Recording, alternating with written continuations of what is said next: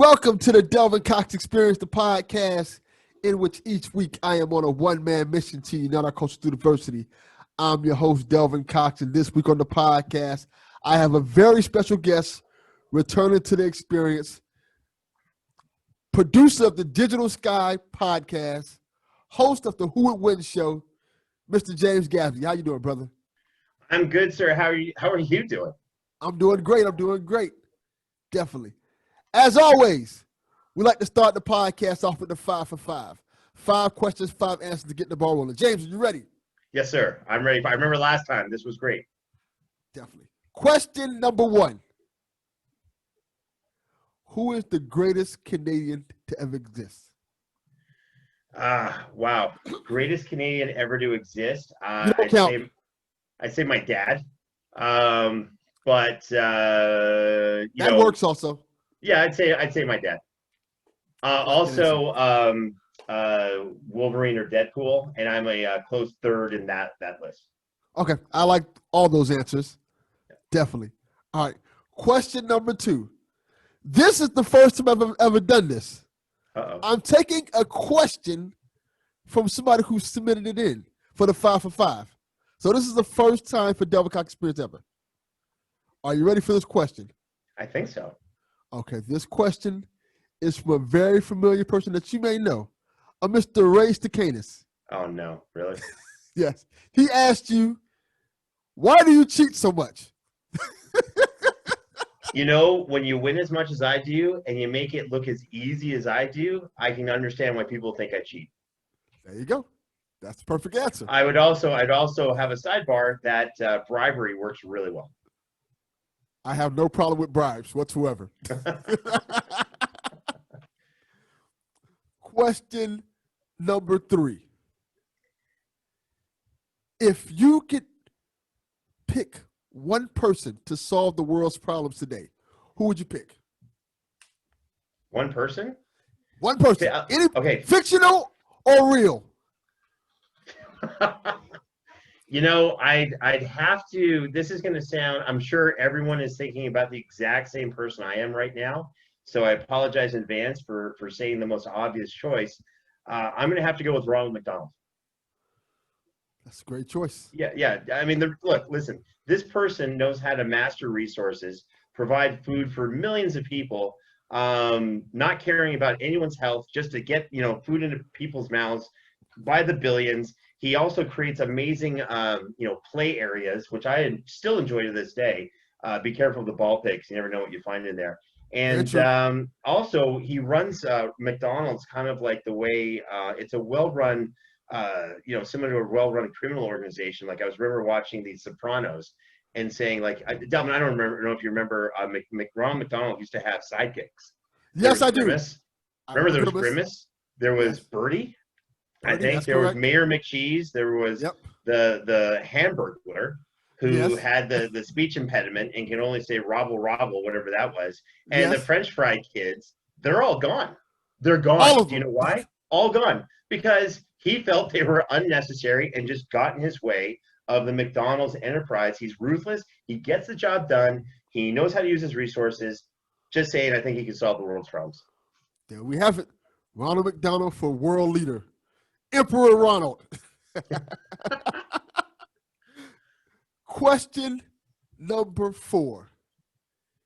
If you can have all the abilities and weaknesses of any superhero, who would you pick? James Gavsie. I mean, fictional superhero? Yes. Oh, wow. Not real life superhero. So you can't pick yourself. Gotcha. I'd have to go with Shazam. Shazam, because here's the deal. My favorite, I was just talking about this today. My favorite part of the Shazam movie was the 7-Eleven scene, which other than getting shot by someone, I've actually played that scene out with my son dozens of times. And like in real life, before the movie came out, I feel like I stopped growing mentally, emotionally, and definitely intellectually, since I was 11. But I feel like a kid's, like, I've got this really weird kid's joy and fascination with things in a somewhat of a man bear-like Sasquatch body. So I'd have to go Shazam. I agree. 7-Eleven is just a magical place. It is. I went there a couple months ago, and they had I go there every week, but I went there a couple months ago, and they had Funko Pops there. They were selling Baby Yoda, which I don't know why they're selling Funko Pops now, but that's the thing. What? Let me ask you a question. What can't you buy at 7-Eleven? I don't know. I mean, I'll bet you they would sell me the freezer if I had a good enough deal. Like they would sell me anything from there. Their hot dogs, which you could use to power like a nuclear reactor, probably they'll sell you those. They've got everything. It's a magical place. I agree. So I buy this Baby Yoda thing, right? This Baby Yoda Funko Pop. I take it home. I say, "Hey kids, look what I got from 7-Eleven, Baby Yoda Funko Pop. This is cool, right?" My daughter immediately looks at it and says, "Okay, thank you, Dad. That's mine now." So now I no longer own it. It's hers. It's in her room. Wait, she just took it. Yeah. What kind of power does your daughter have over you, and why is my daughter the exact same way? I don't know, but it sure enough worked. Then my son said, "Where's my gift?" I'm like, I'll go out and get you something. Well, you know what? Listen, I love kids. I really do. At the same time, they don't stop eating, like ever, like never. I fed my kids for like a whole year, Delvin, and they're still hungry for more.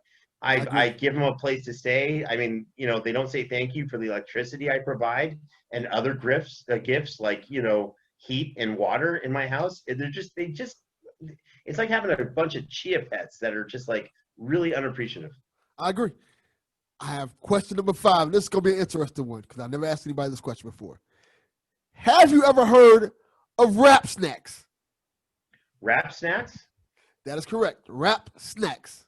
I've heard it. Okay, Canada has some really weird snacks. They've had flavored potato chips that were like ketchup and like fruit flavored potato chips that were absolutely weird. I don't know. That very weird. It's Canada. It's a weird place. But I have heard. I don't know if it's the same thing. It was wrap WRAP snacks SNAX. No, is not that the same what you're thing. referring to? So That's is it? Look at that. It's not. Oh my god. It's not. Oh, sorry. No, I've never heard of the much better wrap snacks version you've got. I must tell you what this is now. Okay. It is hip hop food. Okay. So go on. It seems like this is only regional. They have because they have potato chips and they also have cup of noodle soups. So potato chips and cup of noodle soups. Yes, that makes complete sense to me on many levels. Yes, so you can go in the store, normally a corner store like a bodega or something like that, and they will have a group of potato chips with different wrappers on the potato chips. Like it may be a Master P barbecue potato chips. That sounds great. Or Notorious Big. It's special flavor. They are a bunch of different flavored potato chips with different wrappers on them. And surprisingly, they are very good. Look, since you're in Miami, I got to ask the obvious question. Is there a vanilla ice flavored snack of some type? That's a good idea. No, it's not. It's not. It's not a good idea at all. It's not. That's probably one of my worst ideas of all time. And it's nothing against vanilla ice. I'm just saying, what's the snack you're going to – I know. I feel bad for the guy. It's like, Teenage Mutant Ninja Turtles 2, and then that was it. Just pretty much. But it's a thing down here. They have like soups, potato chips, and I see them everywhere now. And it's so weird seeing your favorite wrapper on a bag of chips. And again, it's not bad. Is there a Delvin Cox snack available with wrap snacks? That would be the top seller. That not yet, but it needs to be one. There needs to be one. Absolutely. Definitely. So, James, how are you doing? And let everybody who doesn't know who you are, which shocked me, let them know who you are. Things are going, again, as I was saying before we started, things are going well. Family is safe. Things are good. I'm the host of the Who Would Win show where we debate, hypothetical matchups between characters from different comic book and sci-fi and fantasy universes. Think Spider-Man versus Luke Skywalker. And that's what we do because, in these days, out of everything that's going on in the world, sometimes you just need something that has no importance whatsoever, and you just got to dive full blast into it. And our show's been doing well for a while, and we've got great support in the form of people like Delvin Cox, and things are good. And then most recently, latest project I'm involved with is called Rideshare, I'm a producer with Zoid Media, who created Digital Sky, and Digital Sky already had its first episode of scripted audio podcasts, like scripted audio dramas. And I'm talking like this is a full-on Hollywood production. Great writer and director Scott Zachrin. We've got amazing voice talent and actors coming in. You know, we got the engineers, we got the sound engineers, we got the editors, and then we had our first season, which was an anthology series. It was really a season of pilots, and we said, okay, which one of these episodes is going to be good for a spinoff? We did a vote with the fans, and they said Rideshare, the series, starring Eric Martzoff, who is Brady Black from Days of Our Lives, but he was also Booster Gold from Smallville. And this is a guy who looks like a superhero, talks like a superhero, acts like a superhero. So he's the main star of the story of this, you know, person who's like a con man who decides to pull off his cons by being a rideshare driver. Let me get into that, because when you first told me the idea of rideshare, what it was last year, not even rideshare, Digital Sky in general, I'm like, right, that sounds pretty cool. There's not that many scripted podcasts out there, so this could possibly work. I think only one I've heard like before I heard Digital Sky was like they had a Wolverine one at one point in time. They think that's still going on. Yeah, Marvel had Wolverine was a really good scripted series as well for Marvel Comics. I loved it, thought it was great. There's a lot of here's the reality, Delvin. You know this too. You know, there's a lot of people who can be a podcaster, right? There's no barrier of entry. Like I can record something on my phone, put it on Apple, look at me, I'm a podcaster, right? But to make sure that you have that high quality, you need a lot to put into it. People may not realize it's not the easiest thing, but it's totally worth it. And then go with scripted audio dramas. And you need a great script, you need a great director, you need great actors, you need the engineers, the directors. We pour tons of resources into these shows. And our goal is to be, you know, at least have the production values that people kind of hold as a standard for audio drama. Yeah. And when I first heard episode 1, I guess of season 1 of Digital Sky, it was rideshare. That's right. And I absolutely loved it. And I loved it so much when I heard episode 2, I was like, damn, I want to hear more rideshare. This is good, but I want to hear more of that story because it kind of ended on a cliffhanger. That's right. That's right. And the great part is that episode 1 of Rideshare, the series, picks up from the cliffhanger from Digital Sky's episode 1 of Rideshare. So it's a continuation of that story. And things go from pretty intense with insane cons that you don't see coming to way more intense with cons you definitely don't see coming. Yes, and I love the concept of this show because once I heard episode 1, first of all, it sounds professional. It is a well-made podcast. It sounds like a radio drama almost, and it just pulls you right in. And when I heard episode 1, the thing I like about Rideshare so much is the fact that the main character, Keith, by all means, not a good guy. He's charming, he's intriguing, he's fascinating, but he's not necessarily the type of guy you want to root for at first glance. You know, here's the thing. I spoke with the writer and director and the creator of all this, Scott Zachrin. And again, this guy has got a brilliant mind. He was a good friend of Stan Lee's. He's made a lot of great content in the comic book world and just movies and TV and documentaries and in general. He actually made the first ever web series as well with AOL back in the day. This guy knows his stuff. Yes. And then one day we're talking, he says, hey, how would you describe Keith, the main character? And it took me forever. And I'm like, okay, it's part Dexter, you know, the serial killer likes killing serial killers and he has a code. Yes. With a little bit of the Punisher at times, who's got the slick kind of way of a Bruce Wayne. Yes. And I'm like, and I'm still not describing him the right way. There's, you know, imagine someone pulls off a con on you as a rideshare driver, steals all your stuff, lures you into your home, does all this crazy stuff, has his code, and then he leaves, and you're left there, and you're like, wow, that was horrible, but what? You know what? That was almost pleasant. I've got this great story to tell. I don't feel that bad. Yeah, kind of like an evil James Bond. I'd say like it's like an anti-hero, but not really version of James Bond, who's got a code. He's got a distinct code. Listen, I'm in the middle of this show. I'm producing the show with the other producers, and I still can't nail down his code. It's that tricky. This is from the mind of Scott Zachary. He's thinking, he's playing 4D chess with us. This is going somewhere. I don't even know where it's going. Yeah, it's a fascinating story. I've loved it so far. I don't want to give away too much of stuff. I want people to check it out and judge it for themselves. But so far, I love it. And one of the things I love about this show the most is, which I don't think I've seen, there is a visual version of the show. That is fascinating. That is, when I first heard it, I'm like, what could this possibly? When you hear podcasts and you hear visual, like, okay, what is it? It's like just talking with the logo of the podcast. No, that's not this at all. This is actually like a motion comic brought to life in the podcast form, and it's super cool. It made me watch the episode 3 times.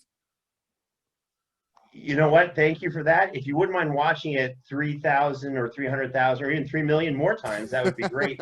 The reality is that we knew we had something really great with Rideshare, this, the series and the audio production. And, we said, what can we do? What else can we do to kind of bring this home in a really cool, different way? And we said, we need a visual version that matches, how great the audio version is. So what does that mean? What's that look like? Well, guess what? We're in the middle of COVID. It's not like you can produce TV shows the way you could before. We record, by the way, all remotely. So no one's in the same room. We have people, we're using Zencastr. Sometimes we have 8 people on the same Zencastr session from all over the United States. I'm in LA, another producer's in Washington. We got talent calling in from New York. I mean, it's crazy. And, Britt Baron, I think, was East Coast at the time. And by the way, she's a great co-star as well. You know her from Glow, you know her from Final Fantasy Remake. By the way, she's awesome too. Yes. And we've got all, and the team got together and said, what can we do?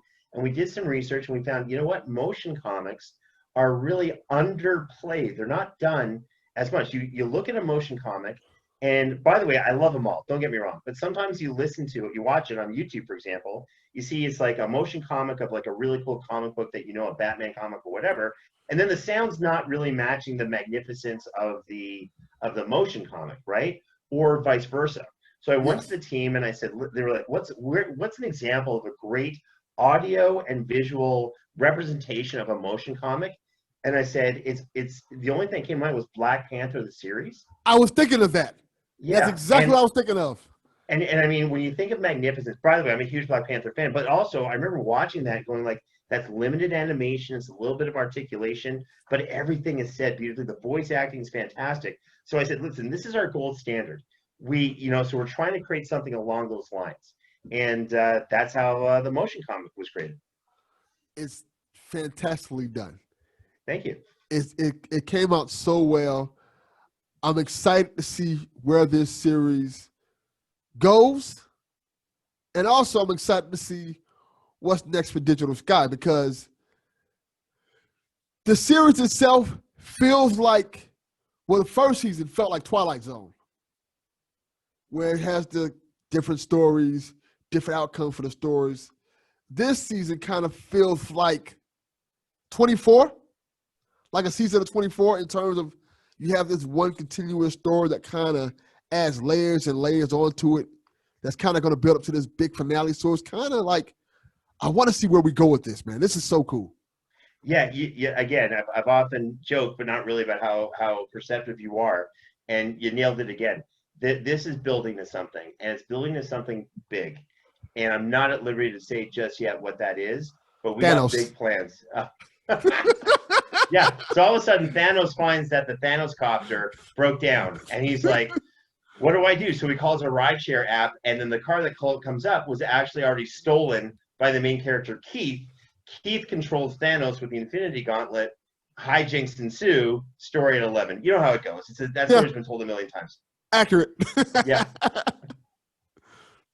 But, let's get in this before we move on. But you guys are doing something really cool. So cool that people messaged me when I tweeted about it. They said, is this real? I said, yes, it is very much real. You're giving away a PS5. Yeah, we're not just giving away PS5. We're also giving away an Xbox.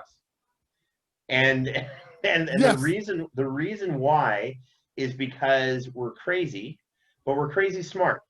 And we thought, okay, what's a great way? Look, with any show you've got, you put a lot into promotion. We've got, we're gonna have a commercial running for Digital Sky and Rideshare around the Southeast and Kansas City and a whole bunch of different television markets. We're gonna have, huge social media pushes. We're doing everything you can think of. And our motto is, what is, leave no stone unturned. What is everything we can do? And we said, you know what? You know what people really want? You know what people really want to listen to? You know what people really want to see? Yeah, we don't know, so let's give away an Xbox. So that was our philosophy. And then we did the same thing with the PlayStation. So here's the deal. You'll go to Digital Sky on Twitter at Digital Sky Pod, and you'll see that there's a way to kind of enter this contest. You'll see a link where you can follow. It's a Linktree link. And we have a point system. And we say, hey, make sure you follow us here on Instagram, follow us on Twitter, follow the Who Would Win Show on Apple Podcast, follow us on YouTube, da-da-da-da-da. Fill out everything. Trust me, the more points, the better. And then the person with the most points, if there's like 15 of them, whatever, we'll draw one of their names and we'll give them a PlayStation, or an Xbox. What the heck? Or both. I don't know how these things work. It was so funny because I may have gotten 5 or 10 DMs like, are they going to just take my credit card information and run? Like, no. They're not even asking for your credit card information. We're not going to take your credit card information. Look, if you want to provide Delvin with your credit card information, I'm not saying you shouldn't do that. I'm just saying that he's a very trustworthy guy, and I know that he'll only buy things that benefit, him and his family directly. So Yes. I'm not saying don't do that. I'm just saying he's a great guy to do it with. Yes. But yeah, there's no money. No one's paying it. No money is coming in. We just want people to sign up for, to subscribe to us on Apple Podcasts, leave a comment and review. Same thing on YouTube. Like our stuff, watch it, leave a comment. We read everything, by the way. We have a whole team. We've got social media people. We've got marketing people. We've got branding people. I mean, we're all like so thrilled when people leave a comment or talk about our show. So enter the contest, get your friends to enter, and win yourself a PlayStation or an Xbox and have fun. Definitely. Now, let's get into who would win because I love this show. This show is excellent. The show has grown so much since the last time you've been on it. Let's talk about that a little bit. You guys have just knocked it out in the park. Like right now, I think you guys are doing matches that people want to see, but you guys never do. Because the thing I always liked about the show is the fact that you always think outside the box. You always kind of get the matches that you don't think that you would like, but then when you hear the match, you're like, holy crap, this is awesome. And this month, you kind of did the opposite of that, where you gave us kind of tried and true favorites. And one of my favorite episodes came out of this. And that was the Arrow and Hawkeye one, because you guys did something that people don't often do when you did Arrow, the TV show, versus Hawkeye from the Avengers movie. I love that episode. Tell me a little bit about that process. So here's the deal. When people ask us all the time, how do you come up with the matches? And the matches are thought up through a committee. It's the Who Would Win production team. Ray Stacanis, who's a great co-host, great dad, actually a pretty good guy too. I don't like him too much. We disagree on everything. But he's a great co-host. Couldn't ask for a better co-host in that regard. So he and I will, begrudgingly, exchange phone calls, texts, and say, well, what about this guy? What about this woman? Whatever. And then we'll go to the team. We'll figure this all out. So the production team comes to us and says, listen, both of you guys, you got to do these matchups because we get inundated with, let's hear, Green Arrow versus Hawkeye. And we're like, boring. We've heard this a million times. So when the team came to us and said, you've got to do the common versus style matchups, Ray and I both said to the team, fine, but we're going to do it our way. Right? So they're like, well, okay, you're gonna do Hawkeye versus Green Arrow? Sure. And then we said, but we'll do Arrow versus Clint Barton from the Marvel Universe, movies and what have you. Which I thought was a really smart move until I realized that Arrow is probably the most powerful version of Green Arrow there is. And yes, Clint Barton is probably the weakest version of Hawkeye of all the versions. And I'm like, wow, I'm brilliant. Look what I did. And I narrowly lost that one. Yeah, I was not proud of myself for that one. But yeah, we're doing these matchups, and then we went back to the team. Ray and I actually did this separately. We didn't know we both did it, but we did. We said to the team ourselves, this is it. Like after, they call it like, whatever it is, like we call it stale September, but the team calls it like, superstar September. And we're like, after September, we're done. We're going back to our crazy matchups that no one thought of that makes sense. That's how we do who would win. And I love it. Let me ask you this. What is a dream matchup you want to have for the show? Okay. I would love to do Marvel versus DC. Like love to do that. Universe versus universe. I like that. Universe versus universe. Let's just do it.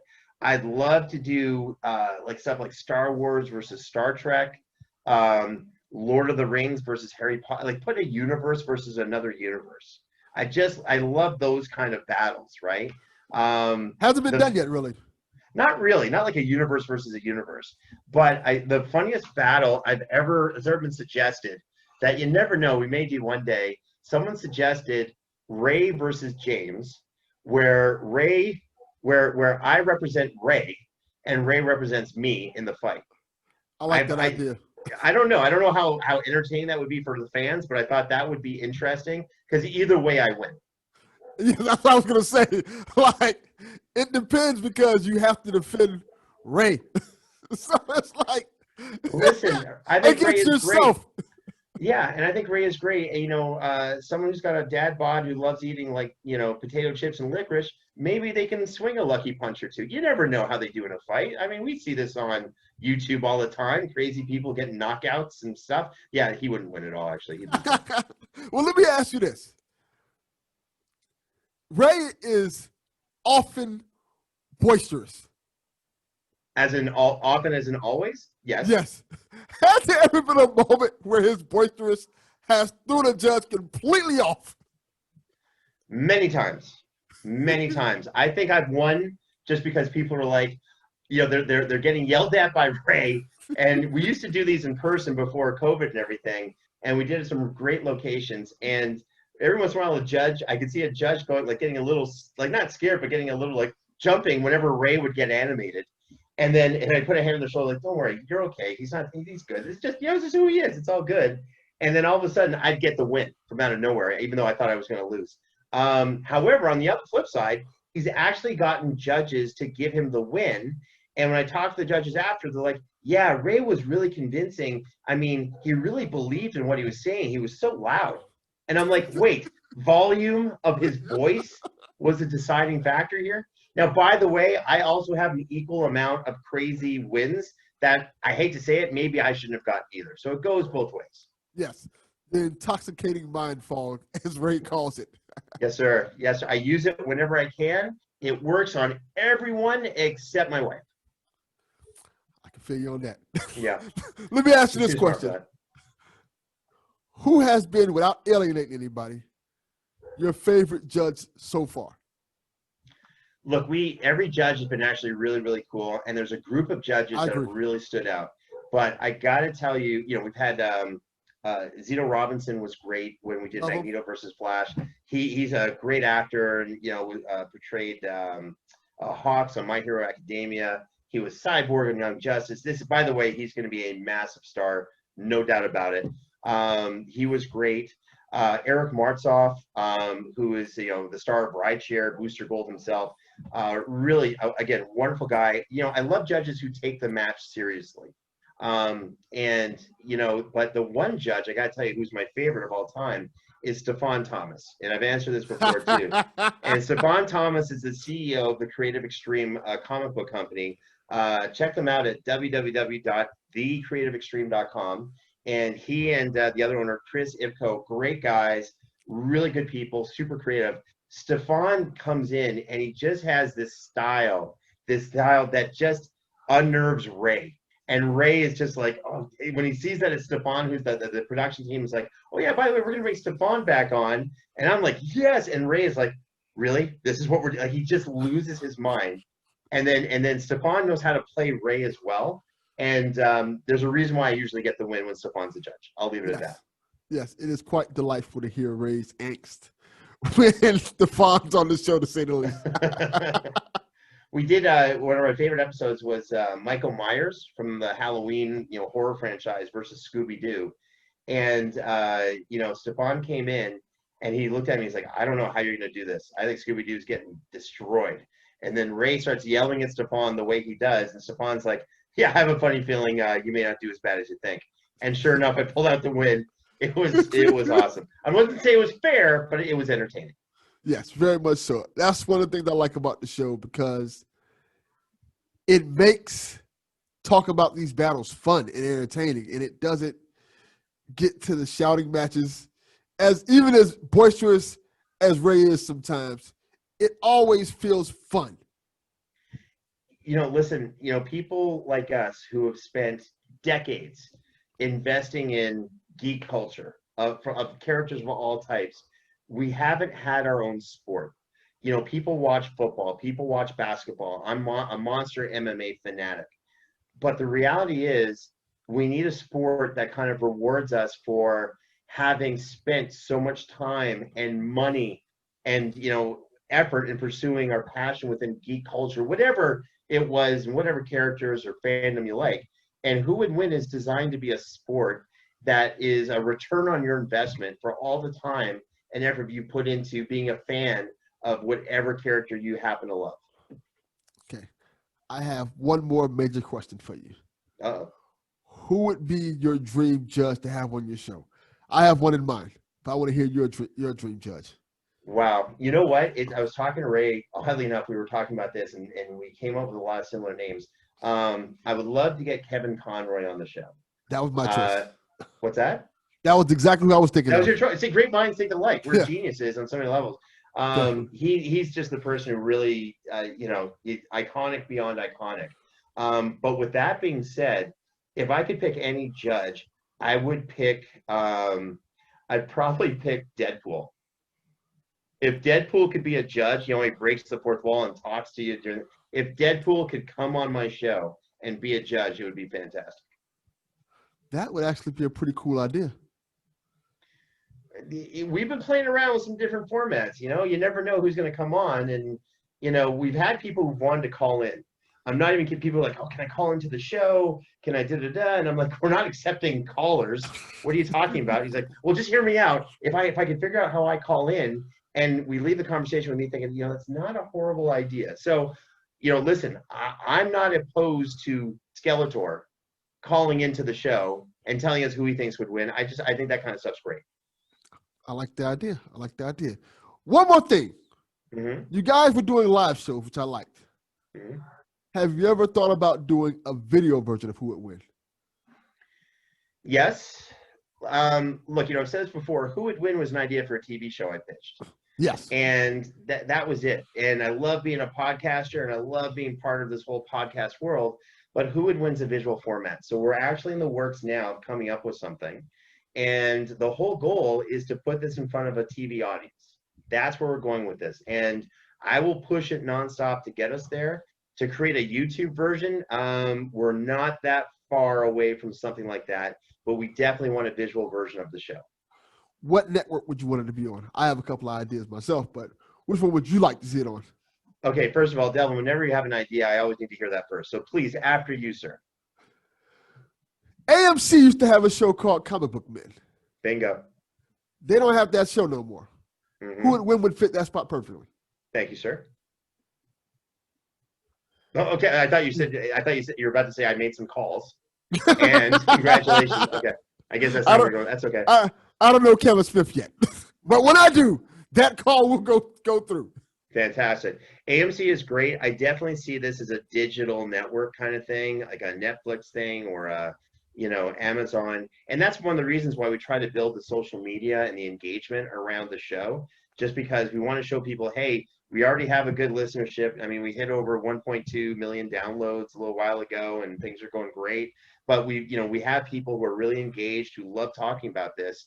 And we're by the way, Ray and I have done live shows at comic book conventions. We actually had a contract signed for the San Diego State Fair that gets over 1 million people through it, and they wanted to do a whole weekend of Who Would Win. And then we signed the contract. We agreed to terms, the whole thing. It was amazing. And then COVID hits, and we'll have to wait till next year, hopefully. So we've done some live shows at conventions. They went over huge. They were fantastic. The shows were crazy. Ray plays the audience great. You leave the show, the audience, it's so funny. The families are like, yeah, we love the show. Ray, you need some help, man. We don't know what the deal is with you. And you're yelling, you're using your outdoor voice indoors. You're da-da-da-da. But, it's so much fun. Definitely. This has been fun, man. This has been awesome, James. Let them know where to find you at. Let them know where to find all the content at. Sure. Well, you can check out Who Would Win on Apple Podcasts. Just look up Who Would Win. Like our stuff. Rate it. Give us a good 5-star rating. Give us a great review. Of course, we read everything. You can find us on Twitter and Instagram at Who Would Win Show. You can find me at James Gavsie on Twitter and Instagram. And we're also all over Facebook. We got a great Who Would Win Facebook group that's equally insane. And what's really crazy, Delvin, is we put up a battle and we say, who do you think is going to win in these battles? Every social media platform we're on has a monster voice, and they're different from each other. No one agrees on anything, which I love. And then for Digital Sky, check us out in Rideshare. Check out Rideshare by looking up Digital Sky on Apple Podcasts. Remember, Rideshare is part of the Digital Sky universe. So Digital Sky and Apple Podcasts. Look us up on YouTube at Digital Sky and subscribe. And remember, check us out on Twitter, Instagram, and Facebook at Digital Sky Pod. And let's have some fun. Awesome. Thank you for coming on, James. Awesome. Thank you for having me. No problem. And as always, Delvin Cox Experience, we are out. Peace.